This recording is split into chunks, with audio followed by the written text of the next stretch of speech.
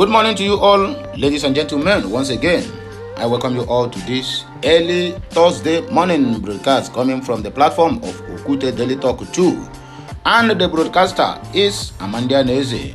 This is where we speak to you the undiluted truth about the Biafran struggle, the Zoogeria, the Africans, and the world at large. Ngwa Bagbim, because we have very, very important information for my people this early morning. Security operatives kill 27 kidnappers and IPOB members in Enugu State.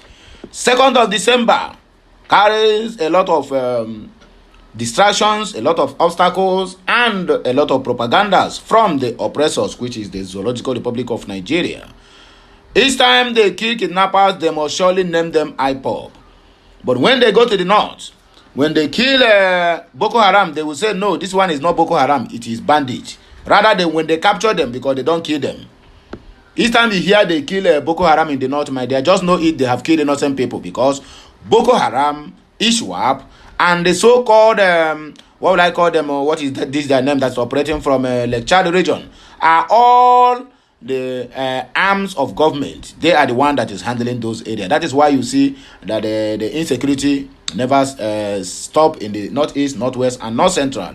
So now, going forward, according to the information where they before us here, that they have said, the zoo, that whatever it will take for them to destroy the 2nd of December, that they will do it. If it matters for them to bribe the whole world with all the crude oil they are making.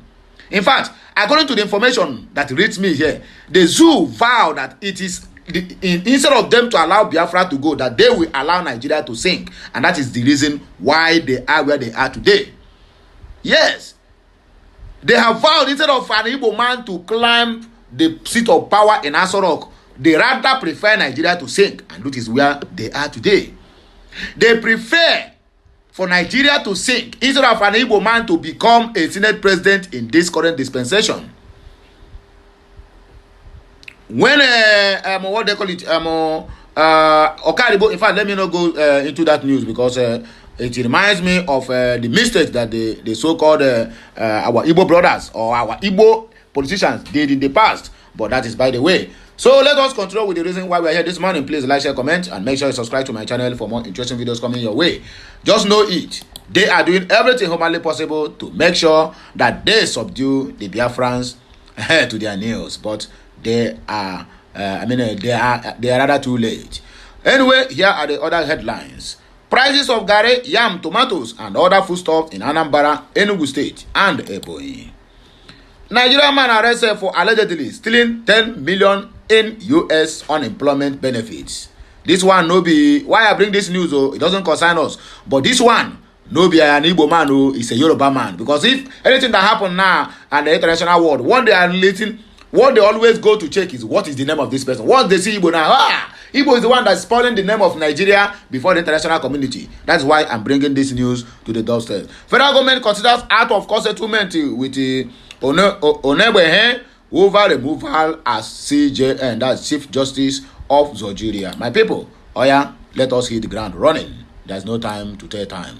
Happy New Day once again. A recent operation by a coalition of security agencies resulted in the killing of at least 27 individuals suspected to be members of a kidnapping gang and some affiliated with the Eastern Security Network, ESN, the security function of the indigenous people of Biafra, IPOB, in Enugu State. Okute News report that this development follows the administration of Governor Peter Mba's announcement of a stringent campaign against Biafra separatist factions and other criminal activities. As reported by the governor's media office on Wednesday, these individuals were eliminated in various confrontations with security forces throughout the state over the last 2 weeks. The statement highlighted that some of those neutralized has ties to Simon Ekpa,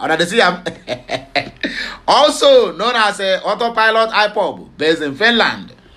Residents have called upon the governor to enforce the state criminal code and demolish properties utilized by kidnappers and other criminals as hideouts to discourage further illicit activities, as noted in the statement.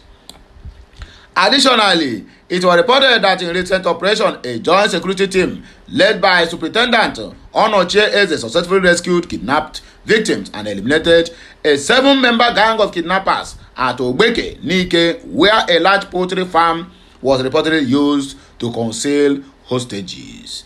This operation is part of ongoing initiatives aimed at eradicating criminal elements within the state, including kidnappers, unidentified gunmen, and other nefarious individuals, some of whom are suspected of operating from adjacent states. We have been on the trail of those kidnappers for more than 3 months now. They had been operating within this axis, where they kidnapped their victims and kept them at a large poultry farm at Ogbeke, Nike, until ransoms were paid. The Punch quoted Eze as saying, upon receiving a tip-off from members of the public who suspected the strange movements in the area, and based on the accounts of some of the victims of these criminals, we swung into action. On sighting us, these men of the underworld opened fire on my men, and we quickly retaliated and overpowered them with our superior firepower, he stressed. Eze additionally revealed that the Joint Security Task Force established by Governor Peter Mba as a specialized unit to combat kidnappings and other actions of armed assailants has made considerable progress in maintaining law and order within the state and eliminating criminal elements. This is a gallant crack squad with the mandate to eliminate every form of threat in the state. We have recorded huge success over the past months. You know, our role is not to rush to the media to tell our story, but to ensure that every citizen and resident of the state has peace. I can tell you that we have already neutralized over 7 criminal gangs, most of whom were kidnappers and unknown gunmen. We are going after them. We are taking the battle to their doorstep because the governor has instructed us not to return until we have completely rid the state of these threats. So we are on it. In fact, during our operations, we identified many criminal hideouts that serve as rogue premises where kidnapped victims and dangerous weapons are kept. These places include New Artisan Market, Akwete Community, Akwebu Ugu, Four Corners, Ogo, Mbo, Emene, Eke, Afa Inudi, and some parts of Isuzo local government area.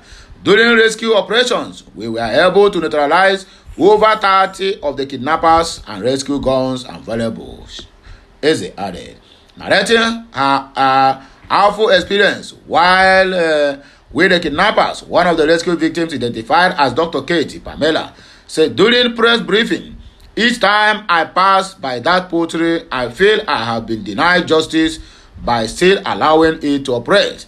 They kidnapped us and kept us there for 5 days. They even killed 2 of the victims because their families could only afford 10 million naira each, against the 50 million naira demanded. Although I was able to identify the bodies of the 3 of the kidnappers when they were killed, I still feel that the area should be cleared. The government must ensure justice by turning that place into a landfill, according to one of the victims being rescued. Prices of garri, yam, and other things in other foodstuffs in Anambra, Ebonyi, and Enugu State. The prices of garri, an essential staple food, and tomatoes have notably declined in Anambra, Ebonyi, and Enugu, providing some relief to numerous households in these states. A recent survey in prominent market in Awka, Anambra State, revealed that a bag of garri is now priced at 75,000 naira, down from 90,000 in June. Is that something to celebrate? Additionally, the cost of basket of tomatoes, which was 100,000 naira in June, has decreased to between 80 and 85,000. Is that something to celebrate? Nigerians understand that the price of a pent bucket of tomatoes in the region has also fallen from 12,000 in June to a range of 6,000 to 7,000 naira. Is that a celebration? That is not a celebration. In a similar trend, the price of a bag of chili, which is pepper, has dropped from 120,000 to 60,000 naira, while a paint bucket that previously sold for 8,000 is now available for 3,500. The cost of a paint bucket of a cayenne pepper known locally as Sombo, has decreased from 15,000 to 10,000. Moreover, a pen bucket of crayfish priced at 6,500 is now available for 5,000 naira. Currently, a bag of onions sells for 110,000, down from 130 in June. The price of bag of tomatoes has also been reduced from 18,000 to 13,000. A tuber of a tuber of new yam is now priced between 3,000 and 5,000 depending on its size, whereas similar sizes were sold between 2,000 and 5,000 per tuber in June. The Punch quoted a foodstuff vendor, Chinenye Uba, to have attributed the decrease in the prices of yam, potatoes, tomatoes, pepper, and onions to the ongoing harvest season in Biafra land. She noted that the prices of other food items such as beans and rice remain elevated in the market. Yes, because they are not being found from our own land. A 50 kg bag of beans priced at 240,000 naira in June is now selling for 260,000 naira. So tell me, where is the decrease? Uba explained that the high transportation costs significantly contributed to the elevated prices of foodstuffs, as many are sourced from other states. I believe that if the Fulani government can reduce the price of fuel, prices of food items will also come down, the foodstuff vendor said. Also, a farmer who identified himself as Godwin Mbado attributed the gradual decrease in the price of foodstuff to seasonal variations. Many food items are being harvested during this period, so when there is an increase in supply, prices will likely reduce. Farmers return to farms during the rainy seasons, which is when we usually experience a hike in prices, but during the harvest period, prices come down, Mbado said. Food prices in Ebonyi State and other states are also the same. So my people, rush to where you can get your own. Hey, care. Nigerian man arrested for allegedly stealing 10 million US dollars in unemployment benefit. Such is life, my people. A Nigerian man named Yomi Olayeye has been arrested and charged with conspiracy, wire fraud, and identity theft in connection with a $10 million unemployment fraud scheme in United States of America. According to a statement from the United States Attorney's Office for District of Massachusetts, Olayeye was apprehended on August 13, 2024 upon his arrival at John F. Kennedy International Airport in New York. The charges against him stem from his alleged involvement in defrauding several pandemic assistance programs during the COVID-19 crisis. Olayeye, also known by the alias Sabir, is accused of conspiring with others to fraudulently obtain unemployment benefits by using stolen personal information. These benefits were acquired through applications submitted to unemployment insurance agencies in multiple states, including Massachusetts, Hawaii, and Indiana. The indictment reveals that between March and July of 2020, Olayeye and his co-conspirators exploited 3 pandemic assistance programs: traditional unemployment insurance, pandemic unemployment assistance, and federal pandemic unemployment compensation. The group allegedly applied for at least $10 million in fraudulent benefits across several states, receiving over $1.5 million in funds to which they were not entitled. The suspect reportedly purchased personal information through criminal online forums, which they then used to falsely represent themselves as eligible residents affected by the pandemic. They also opened the U.S. bank accounts and prepared debit cards accounts using the stolen identities to receive the fraudulent benefits. Some of the ill-gotten gains were converted into Bitcoin, and the group attempted to mask their connection to Nigeria by using a U.S.-based IP address. If convicted, Olayeye could face up to 20 years in prison for the wire fraud and conspiracy charges, in addition to a mandatory 2-year sentence for the aggravated identity theft charge. He also faces potential fines, forfeiture of assets, and restitution.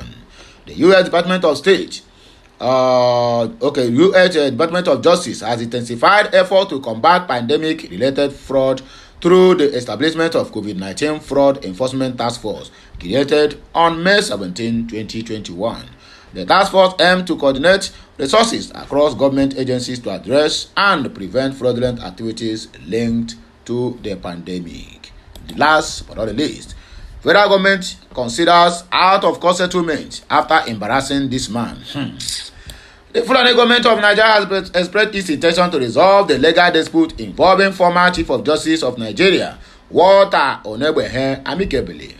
Onegbehe, who was removed from the office in 2019 after being convicted by the Code of Conduct Tribunal on charges of false asset declaration, is challenging the decision through an appeal filed with the Court of Appeal in Abuja. Tijani Ghazali, counsel representing the Attorney General of the Federation, revealed a government stance during a court hearing on Tuesday.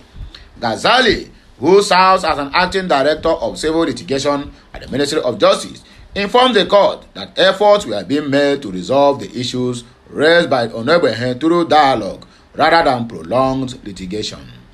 Onegbehe, who was present in court, is seeking to overturn the CCT's judgment, arguing that he was denied a fair hearing and that the tribunal chairman was biased.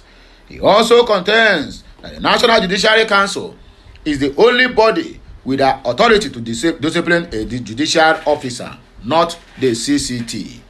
Ghazali explained that the case file had only recently been transferred to the Ministry of Justice following the death of former counsel handling the matter, Aliyu Omar, in 2020. As a result, he requested an adjournment to allow time for proper briefing.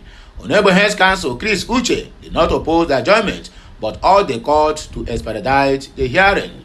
The appellate court granted the application and adjourned the case to September 19, 2024. So, my good people of Biafra, and I don't hear them all, and I hear everything that happen every morning, every afternoon, and every evening. And here we will bring you the latest news in town, the breaking news, and also propaganda that is coming from the Zoological Republic of Nigeria, as it ought to be. So whatever you are doing, make sure you are always open to this channel for more interesting and more breaking news that we brought on daily basis. So please, my people, now here we go take back break because we are coming back again with another blockbuster. Please continue liking, continue sharing, continue commenting, and make sure you keep subscribing to this channel because more of these videos is on the way, coming to your doorstep. I'll be right back, my people. Have a nice day. Kemesiano.